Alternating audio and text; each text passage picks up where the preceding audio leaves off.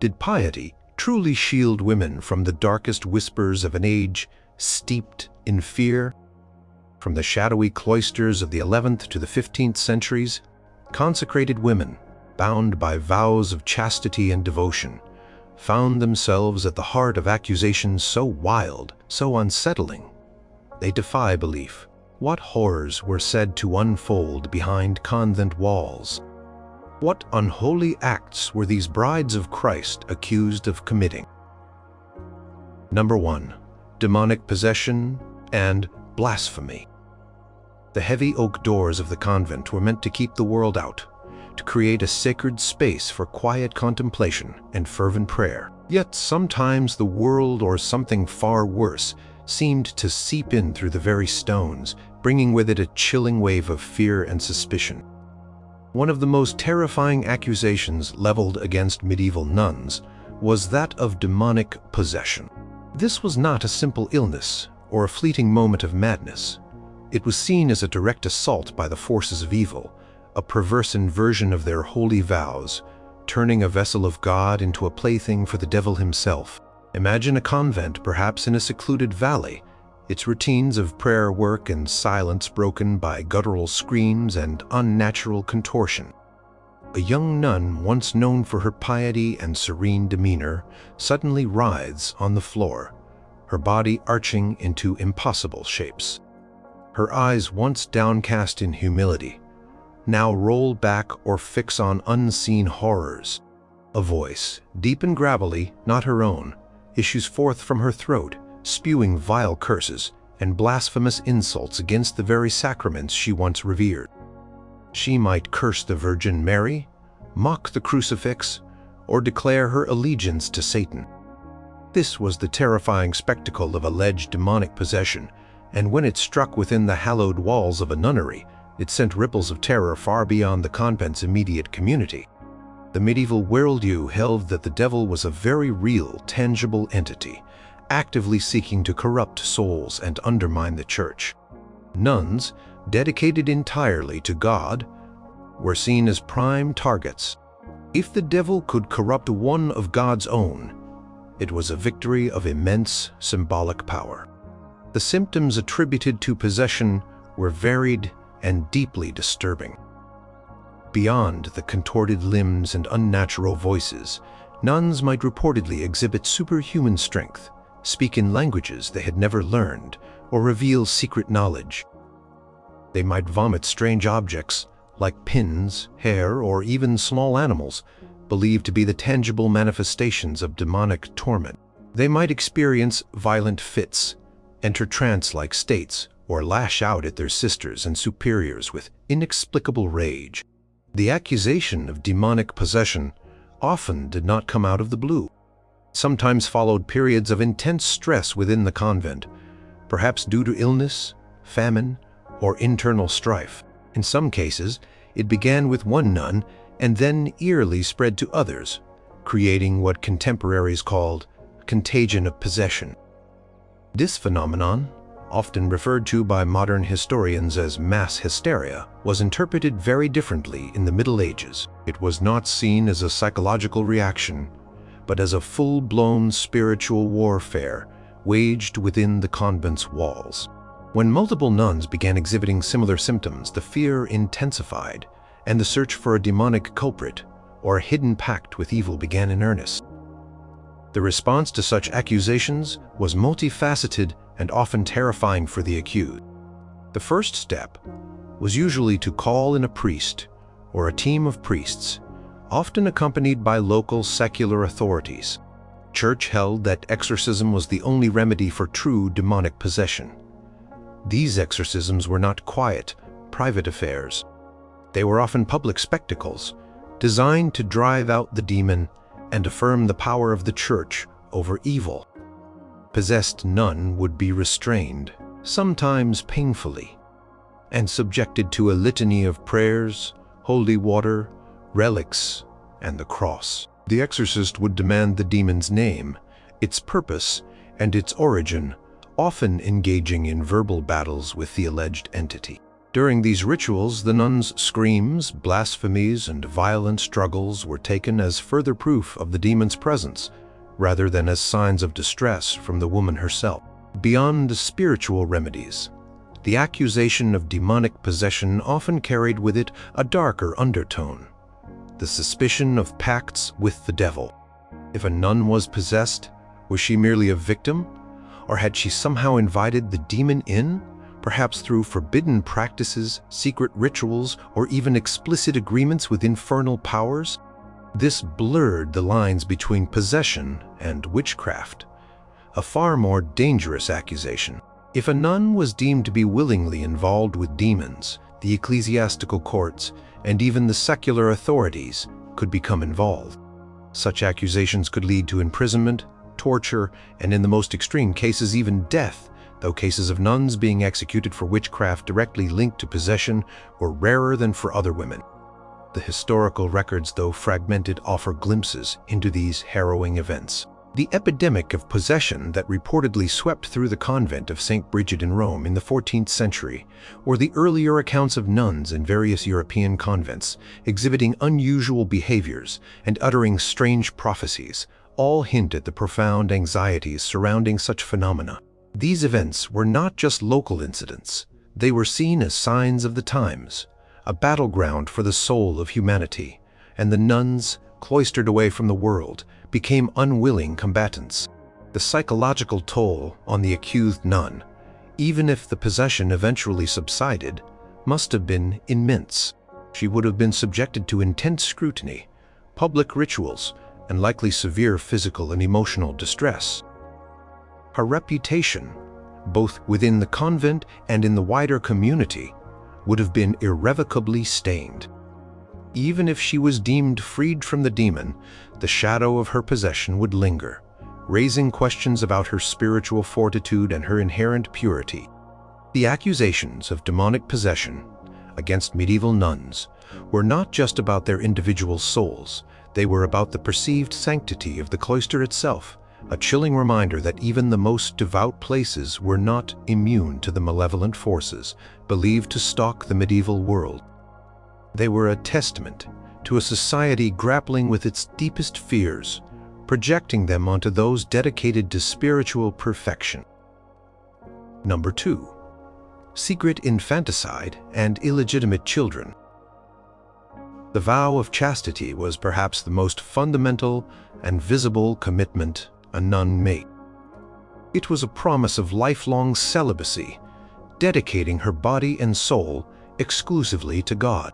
To break this vow was not merely a personal failing, it was a profound betrayal of her spiritual spouse, a sacrilege in the eyes of the Church, and a scandal of immense proportions to the wider community.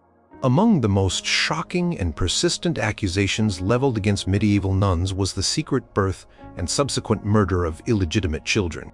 This accusation struck at the very heart of the convent's perceived purity, transforming a sanctuary of piety into a den of sin and unspeakable horror. The idea of a nun, a bride of Christ, secretly giving birth to a child was, for the medieval mind, an almost unthinkable violation. It conjured images of hypocrisy and moral decay within the sacred confines of the cloister. These accusations were not just whispers in the marketplace. They were often serious charges that could lead to ecclesiastical investigations, public humiliation, and severe punishment. The very existence of such a child was living proof of a broken vow, a stark contradiction to the nun's consecrated status. But the accusation did not stop there. The fear was that, to hide the evidence of their transgression, these nuns would resort to infanticide, murdering their own newborn children to preserve their reputation and avoid the wrath of the Church. How could such a thing be hidden within the walls of a convent? The answer often lay in the tightly knit, yet sometimes isolating, communities of medieval nunneries. While sisters lived in close proximity, the daily routines, the rules of enclosure, and the potential for complicity or fear, among others, could create an environment where a secret pregnancy might, at least for a time, go unnoticed by external authorities. Nuns might feign illness, remain secluded in their cells, or wear loose garments to conceal their changing bodies. Delivery, equally, could be managed in secret, perhaps with the aid of a trusted, equally compromised sister or servant. The terrifying implication of infanticide, however, meant that the problem of the child was dealt with definitively and permanently. The motive attributed to such desperate acts was clear: the preservation of reputation and the avoidance of dire consequences. For a nun, being discovered with an illegitimate child meant immediate expulsion from the convent, a life of public shame, and often extreme poverty. She would be stripped of her habit, her spiritual identity shattered, and her family, if they had sponsored her entry into the convent, would suffer immense dishonor. For a convent, such a scandal could undermine its standing in the community, potentially leading to a withdrawal of patronage, a decline in new recruits, and even intervention from the bishop, which could mean a complete overhaul of its leadership or even its closure. Pressure to conceal a pregnancy, therefore, was immense, and the accusation of infanticide stemmed from the logical, albeit horrifying, conclusion that the ultimate concealment was the child's disappearance. Evidence for such accusations varied. Sometimes it came from disgruntled servants, disaffected novices, or even other nuns who felt compelled to reveal the truth. A rumor might start with a nun's sudden illness, followed by a swift recovery, or a peculiar change in her appearance. The discovery of a child's remains, perhaps in a hidden grave within the convent grounds, or even discarded outside its walls, would provide damning proof. Investigations by bishops or papal legates would then ensue, often involving interrogations, searches of cells, and even medical examinations of the accused. These investigations were rarely gentle. The pressure to confess was immense, and the fear of God's wrath as well as earthly punishment was a potent motivator for testimony, whether true or coerced. One infamous case, though slightly later than the strictest medieval period but indicative of the type of accusation, involved the convent of Santa Chiara in Milan in the early 16th century. Accounts speak of nuns having clandestine relationships giving birth, and then, in order to escape discovery, resorting to infanticide. While the specific details are complex and debated by historians, the accusation itself reflects the profound fear and moral outrage surrounding such transgressions. Similar whispers and formal charges against nuns for infanticide or for keeping children hidden away appear in various episcopal visitation records throughout the medieval period. These records, though often brief and focused on the discovery and punishment, underline the pervasive nature of these fears. The fate of nuns found guilty of such offenses was severe. Expulsion from the convent was almost certain, often accompanied by a period of public penance, sometimes involving forced pilgrimages or confinement in a secular prison. The children who survived, if any were discovered, were often sent to orphanages or raised outside the church's direct care, their origins a perpetual stain on their mothers' reputations. The accusations of secret infanticide were not just about individual moral failing. They were about the systemic purity of the church itself. They represented the darkest fears of what could happen when spiritual devotion was compromised by human frailty and the pressures of secrecy. These accusations were deeply disturbing because they inverted the very image of a nun, a woman dedicated to God and spiritual motherhood, twisted into a figure capable of a child's murder. It served as a stark warning to other cloistered women and a confirmation for the wider populace that even those seemingly beyond earthly temptations could fall prey to the most grievous sins. Constant threat of such accusations, whether rooted in truth, rumor, or malice, surely cast a long shadow over the lives of medieval nuns, forcing them to navigate a world where their sacred vows were under perpetual scrutiny. Number 3. Luxurious living and worldly excess. The medieval monastic ideal preached a life of austerity, poverty, and detachment from worldly pleasures. Nuns, like monks, were expected to live simply, their habits plain, their meals meager, and their possessions few. Their focus was meant to be entirely on spiritual matters, on prayer, study, and service to God. Yet, paradoxically, one of the most common and persistent accusations leveled against medieval nuns was precisely the opposite: a betrayal of these vows through luxurious living, worldly excess, and a scandalous disregard for the spirit of poverty. This wasn't about secret dark crimes, but a very public display of what was perceived as a moral decay within the convent walls. Accusations of lavishness often stemmed from observations or rumors about the nuns' material possessions and their daily habits. Visitors to convents or even local townspeople might notice nuns wearing habits made of finer cloth than was appropriate, perhaps even adorned with subtle, forbidden embellishments like embroidery or costly dyes. Rings, necklaces, and other jewelry explicitly forbidden by monastic rules might be seen glinting on their hands or around their necks. Their cells, instead of being stark and functional, might be furnished with comfortable beds, expensive tapestries, or decorative items. Such details, seemingly minor, were considered significant breaches of their vows, signs of an attachment to the very world they had sworn to renounce. Beyond personal adornment, the accusations often extended to the convent's communal life. Instead of simple, often vegetarian fare tales spread of rich meats, fine wines, and elaborate dishes being served in the refectory. These weren't just about sustenance. They were about indulgence. Convents' buildings themselves might become a source of contention. If they were too grand, too elaborately decorated, or too costly to maintain, it invited criticism. Wealthy families often endowed convents with lands, rents, and gifts, and while these were intended to support the community, they could also become a source of comfort and extravagance, leading to accusations that the nuns were squandering their spiritual inheritance. The very presence of servants within the convent, while often a practical necessity for larger communities, could also be seen as a sign of idleness and luxury. If nuns were observed delegating all manual labor to servants, spending their days in leisure rather than in prayer or productive work, it fueled the perception that they had abandoned their spiritual duties for a life of ease.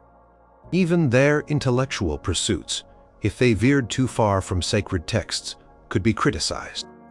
Accusations might arise that nuns were spending too much time reading romantic tales, writing secular poetry, or engaging in frivolous correspondence, rather than focusing on the scriptures or spiritual treatises. Concern over luxurious living was not simply about individual nuns' failings. It was deeply intertwined with the Church's broader efforts at reform. Throughout the medieval period, popes, bishops, and monastic orders continually struggled to enforce stricter observance of monastic rules. Wealthy convents, particularly those attracting daughters of the nobility, were frequently targeted for reform due to perceived laxity. These institutions, often endowed by powerful patrons, might resist episcopal authority, further inflaming tensions and leading to more pointed accusations of worldliness. The accusations were often highlighted during episcopal visitations, where bishops or their representatives would inspect convents, interrogate nuns, and review their finances and routines. The findings of these visitations, though sometimes leading to genuine reform, also served to publicly air grievances and solidify accusations of excess. Political and economic context of the times often played a role in these accusations. Periods of economic hardship or social unrest could heighten public resentment towards seemingly wealthy and privileged monastic communities. If common people struggled, the sight of seemingly comfortable nuns could provoke anger and accusations of hypocrisy. Furthermore, the Church itself had a vested interest in maintaining the moral authority of its institutions. If convents were seen as centers of luxury rather than piety, it undermined the Church's credibility and spiritual standing. Historical accounts from various regions across medieval Europe frequently mention concerns about nuns' adherence to poverty. The monastic reforms initiated by various orders, such as the Cistercians or the later mendicant orders, were often a direct response to perceived excesses in older, wealthier Benedictine convents. Bishops' letters and synodal decrees often contained specific prohibitions against nuns wearing expensive clothing, jewels, or using elaborate personal items. For instance, the decrees of various councils throughout the 13th and 14th centuries consistently reiterated rules about monastic simplicity, suggesting that these rules were frequently ignored. Consequences of being accused of luxurious living, while perhaps not as dire as accusations of infanticide or witchcraft, could still be significant. Nuns might face disciplinary action from their abbess or the bishop, ranging from public penance to stricter enclosure. Convent itself might be subjected to a period of forced reform, including the removal of its abbess, the imposition of stricter rules, and a reduction in its material comforts. While rarely leading to physical harm, such accusations could profoundly damage a nun's reputation and lead to a life of greater hardship and scrutiny. These accusations, therefore, were not just about individual moral failings, but about the ongoing struggle to maintain the purity and integrity of monastic life in a world that was constantly changing. They reflect the persistent tension between the ideal of spiritual detachment and the realities of human nature and the influence of wealth and social status. The image of the lavish nun indulging in forbidden comforts was a powerful symbol of perceived corruption, a stark contrast to the ascetic ideal and a ready target for criticism and reformist zeal in a society perpetually debating the true meaning of piety. Number 4. Forbidden knowledge and necromancy. In the medieval world, knowledge was power, and some knowledge was considered deeply dangerous, even forbidden. While nuns were often encouraged to engage in spiritual reading and scholarly pursuits, there were strict boundaries. To stray beyond these boundaries, to seek knowledge deemed profane, or to dabble in practices considered unholy, was to invite severe accusations. Among the most chilling of these was the charge of engaging in forbidden knowledge, particularly necromancy, the dark art of communicating with the dead, usually for purposes of divination or even attempting to raise them. This accusation blended fear of the supernatural with profound theological anxieties, painting nuns as not just sinful but actively consorting with forces outside the realm of God. The pursuit of forbidden knowledge could manifest in various ways. It might involve the study of texts considered heretical, magical, or pagan. While some convents were centers of learning, housing extensive libraries and fostering scholarly pursuits, these were almost always confined to theological, philosophical, and classical texts approved by the Church. To delve into books on astrology, alchemy, or esoteric rituals, particularly those of a dubious origin, was seen as a grave transgression. Nuns, in their isolation and with access to texts, might be accused of developing an unhealthy curiosity, driven by intellectual pride or a misguided desire for power beyond the spiritual. The accusation of necromancy, however, took this concept to a far darker level. It was not merely about reading forbidden texts. It was about actively attempting to manipulate spiritual forces. Necromancy, in the medieval understanding, was a form of black magic, often involving pacts with demons or spirits of the dead. It was believed to allow its practitioners to gain secret information, predict the future, influence events, or even inflict harm upon others. For a nun who had dedicated her life to God and the communion of saints, to turn to such practices was seen as the ultimate blasphemy, a direct rejection of divine providence and a terrifying alliance with the infernal. How could a nun, bound by vows of chastity and obedience, and cloistered away from the world, engage in such practices? The accusations often suggested secret rituals performed in the dead of night within the convent's hidden corners, perhaps in an abandoned crypt, a secluded garden, or even in their own cells. Tools of necromancy were varied in popular belief. Bones of the dead, grave dirt, specific herbs, candles, and incantations Nuns might be accused of secretly possessing such items or of acquiring them through illicit means. The motivation attributed to them was often a desire for worldly gain, to find lost treasures, to learn the outcome of a dispute, to secure a particular favor, or even to curse an enemy. This was a profound deviation from the spiritual goals of monastic life. The fear of necromancy was widespread in medieval society, fueled by both theological prohibitions and popular superstition. The Church unequivocally condemned any attempts to communicate with the dead outside of prayer for their souls, viewing it as an affront to God and an invitation for demonic interference. Such practices blurred the lines between the sacred and the profane, offering a dangerous alternative to seeking divine will through prayer and legitimate prophecy. When applied to nuns, the accusation carried an extra layer of shock because these women were supposed to be paragons of piety, not practitioners of dark arts.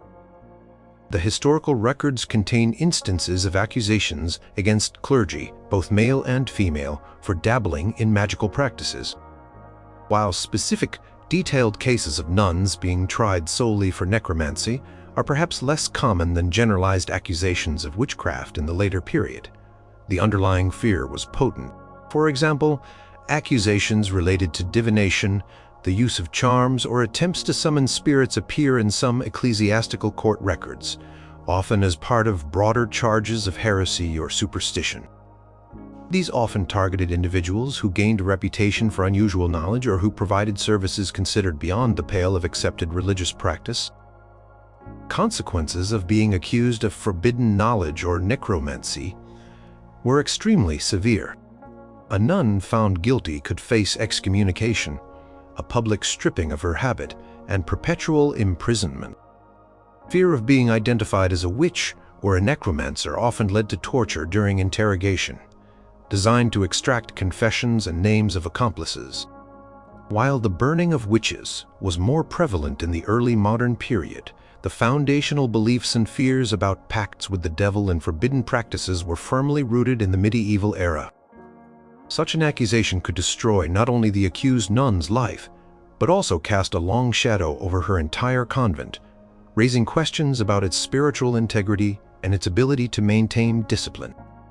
The accusation of necromancy against nuns highlights the deep anxieties of a society that believed in an active spiritual realm, both divine and demonic. It was a world where hidden powers were constantly at play, and where the boundaries between legitimate spiritual practice and dangerous occult arts were constantly policed. For a nun to be accused of necromancy was to suggest that she had not only broken her vows but had actively inverted them, turning her sacred devotion into a conduit for unholy power. It was a terrifying betrayal of trust, and a stark reminder that even within the most devout communities, the shadows of forbidden knowledge were believed to lurk, threatening to corrupt the very souls dedicated to God. Number 5. Rebellious, disobedience, and sedition. The very structure of a medieval convent was built upon a hierarchy of obedience. From the abbess, who served as a spiritual mother and administrator, down through the various ranks of prioress, sub-prioress, and individual nuns, adherence to rules and submission to authority were paramount. A nun's vow of obedience was not just to her abbess or her bishop, but ultimately to God, as mediated through the Church's established order. Therefore, one of the most serious accusations that could be leveled against medieval nuns was not necessarily about sin or dark magic, but about outright rebellion, sedition, and a refusal to submit to legitimate authority. This type of accusation directly challenged the very fabric of monastic discipline and the authority of the Church itself. Rebellious disobedience could take many forms, from seemingly minor infringements of the rules to outright defiance of the episcopal mandates. On a smaller scale, it might involve nuns refusing to attend certain prayers, neglecting their assigned duties, or speaking out against the abbess or her decisions. These were not mere personal disagreements. Within a strict monastic setting, even small acts of defiance could be seen as undermining the communal spirit and the authority of the superior. If such insubordination became widespread, it could lead to chaos within the convent, making it impossible to maintain order and spiritual discipline. More severe forms of rebellion involved a direct challenge to external ecclesiastical authority. This could happen if a bishop attempted to enforce reforms that the nuns resisted, perhaps stricter enclosure rules, changes to their liturgical practices, or alterations to their internal governance. Nuns, often accustomed to a certain way of life or fiercely protective of their convent's autonomy, might refuse to cooperate, barricading themselves within their walls or even sending letters of appeal to higher authorities like the Pope, bypassing their immediate bishop. Such acts were seen as seditious, a direct challenge to the rightful authority of the Church. The reasons for such rebellions were varied and complex.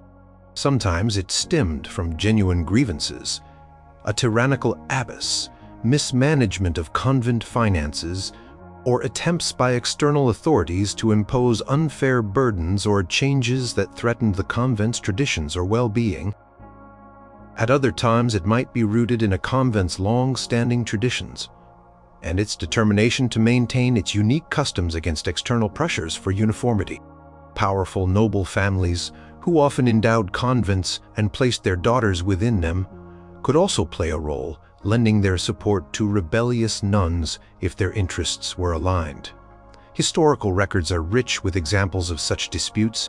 The Benedictine order, one of the oldest and most widespread monastic orders, often faced issues with convents that had grown wealthy and independent, sometimes resisting the authority of their male counterparts or the local bishop. There are instances of nuns refusing to accept a newly appointed abbess, blocking the entry of episcopal visitors, or engaging in prolonged legal battles with their ecclesiastical superiors over matters of property, jurisdiction, or liturgical practice. For example, some convents, particularly those of royal or aristocratic patronage, developed a strong sense of autonomy, viewing outside interference as an affront to their established rights and customs.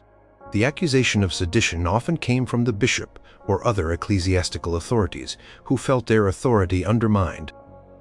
Their perception was that the nuns were not simply being disobedient, but were actively undermining the established order of the Church.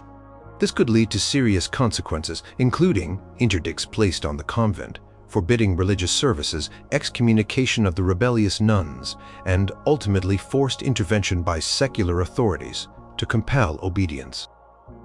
In some extreme cases, particularly during periods of intense reform, a bishop might resort to forcibly removing nuns from their convent or even closing the institution down. The language used in these accusations was often harsh, painting the nuns as obstinate, worldly, and lacking in true piety. Their resistance was framed not as a legitimate grievance, but as spiritual pride and a dangerous defiance of God's appointed representatives. The threat of female insubordination, particularly within a religious context, was deeply unsettling to a patriarchal society that emphasized female submission and obedience. A convent full of rebellious women could be seen as a dangerous precedent, potentially inspiring similar defiance in other segments of society. One famous, though slightly later, example that captures the spirit of such resistance is the convent of Poor Clares in Gendersheim in the 17th century, where nuns defied efforts by the local duke to dissolve their convent and convert it to a secular institution. While this is outside the strict medieval timeline, the spirit of their resistance, their appeals, and their determination to preserve their way of life echoes earlier medieval struggles against external authority. Medieval examples, though less dramatized in popular history, appear in episcopal visitation records and papal letters, detailing disputes over papal provisions, abbatial elections, and the enforcement of stricter enclosure. The accusation of rebellious disobedience was therefore not just about a breach of monastic discipline. It was a profound challenge to the hierarchical order of the Church in medieval society. It highlighted the tension between the autonomy of monastic communities and the centralizing authority of bishops and popes. For the nuns, their resistance might have been a fight for their way of life, their traditions, and their very survival. For the authorities, it was a dangerous act of sedition that demanded swift and firm suppression to maintain the spiritual and social order. Number 6. Secret pacts with heretics and unbelievers. The medieval church stood as the paramount institution, defining not only spiritual truth, but also much of social and political order. Heresy, the deliberate and persistent rejection of accepted church doctrine, was considered one of the gravest sins, a spiritual plague that threatened the very fabric of Christendom. Nuns, as consecrated women and symbols of Catholic piety, were expected to be staunch defenders of the faith. Therefore, one of the most scandalous and terrifying accusations leveled against them was that of secretly forging pacts with heretics and unbelievers, providing refuge, aid, or even actively participating in movements deemed antithetical to the Church. This accusation was not merely about individual moral failing. It struck at the heart of the convent's spiritual loyalty and its role as a bulwark of orthodoxy. The nature of these pacts could vary widely in the accusations. It might involve nuns secretly sheltering known heretics within the convent walls, providing them with food, lodging, or a safe haven from persecution. This would be a direct violation of their vows and a profound act of defiance against church law, which mandated cooperation in the rooting out of heresy.